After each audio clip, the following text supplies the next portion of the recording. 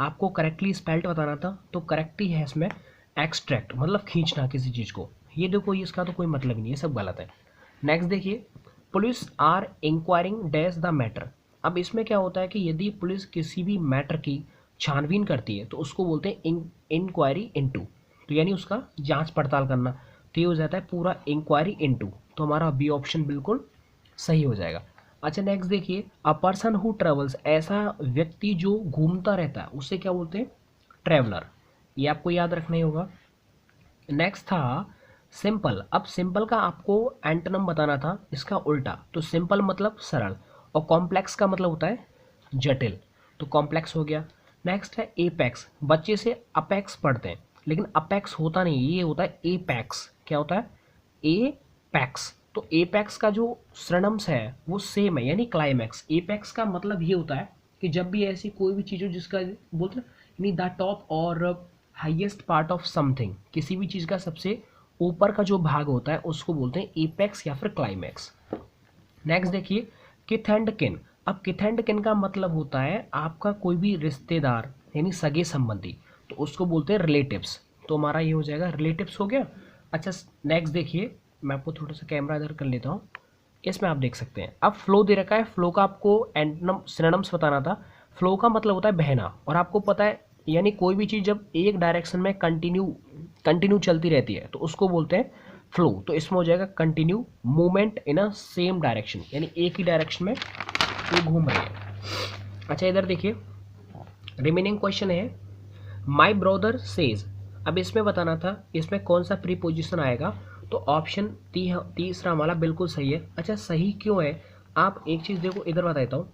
कभी भी याद रखना कि अगर से आए तो से के बाद हमेशा टू चलता है। यानी मैं बोलूँ कि मैं तुमसे कहता हूँ तो मैं क्या बोलूँगा? आई से टू यू। से के बाद हमेशा टू आता है, इसीलिए तो जब हम इसका डायरेक्ट से पास्ट बनाते हैं इनडायरेक्ट में तो क्या करते थे? से टू को हम किस में बदलते थे? आई सैड टू में, क्योंकि ये पास्ट होता है। सैड टू होता है ना, और फिर बोलते हैं कि सैड टू का आप टोल्ड में बदल दीजिए। तो हमेशा याद रखो जब सैड के बाद टू आता है तो इसका जब आप प्रेजेंट करोगे तो से के बाद भी क्या आएगा? टू आएगा, तभी तो वो चेंज होके टोल्ड में आया हुआ है। तो से के बाद हमेशा याद रखो टू आता है। Is that clear? नेक्स्ट आ जाएगा लेट मी डू इट। इसका आपको एक्टिव है और पैसिव बताना था, तो आप हमेशा याद रखें अगर ये होता कि डू इट तो इसका तो ये हो जाता कि लेट इट बी डन। भाई डू इट का पैसिव तो लेट इट बी डन हो जाता है ना।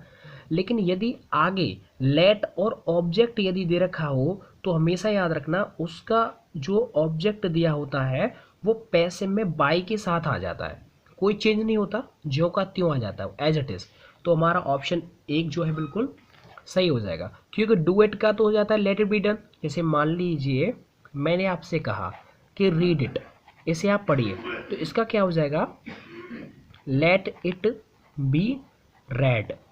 अब याद रखो ये थर्ड फॉर्म है, यानी वर्ब की फर्स्ट फॉर्म को हम आर ई ए डी है ना इसको पढ़ते हैं रीड, है ना, लेकिन सेकंड और थर्ड फॉर्म होता है इसी स्पेलिंग को हम पढ़ते हैं रेड।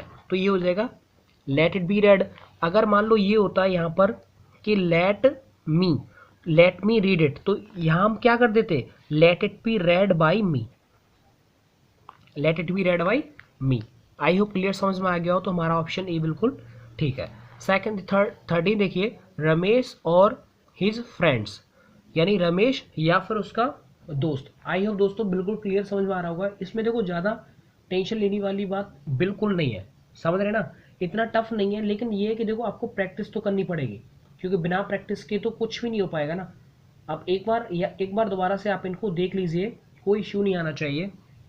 नेक्स्ट देखिए, रमेश और हिज फ्रेंड्स अब डैश डन दिस, यानी रमेश या फिर उसके दोस्तों ने ये काम कर लिया है। तो आप हमेशा याद रखें कि यदि बीच में दे रखा हो तो ये जो पीछे वाला सब्जेक्ट होता है ना इसके मुताबिक ही वर्ब आती है।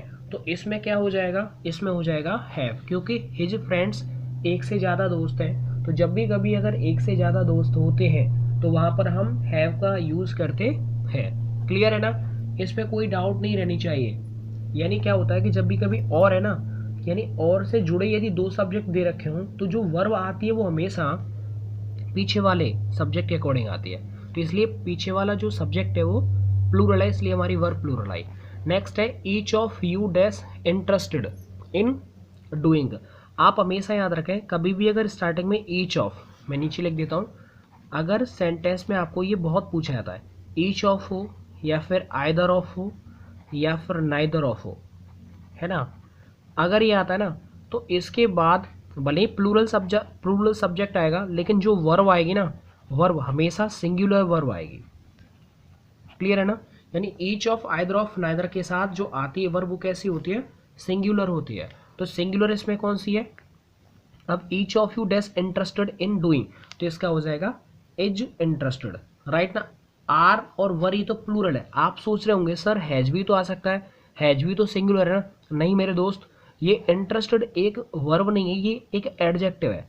इसको जब आप डीपली नॉलेज अगर आपको हो जाएगी इंग्लिश की, तो आप ऑटोमेटिक देख लेंगे कि यार ये एडजेक्टिव है या वर्ब है, राइट ना।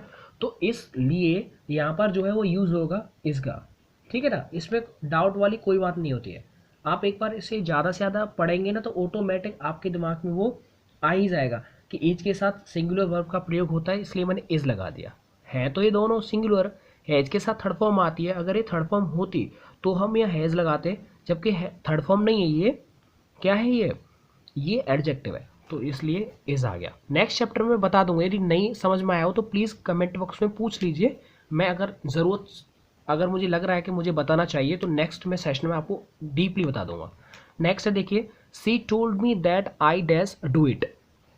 अब आप हमेशा याद रखें कि जब भी कभी इनडायरेक्ट आता है, आपको पता होगा कि इनडायरेक्ट क्या होता है?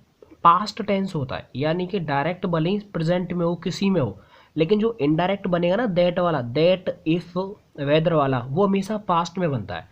तो यानी आगे पास्ट दे रखा है तो पीछे भी पास्ट आएगा। तो अब देखो विल, शैल, कैन, ये तो पास्ट है ही नहीं, ये तो ऑप्शन गलत हो जाएंगे। अब जो वुड है वो पास्ट है, तो इसमें क्या आ जाएगा? वुड।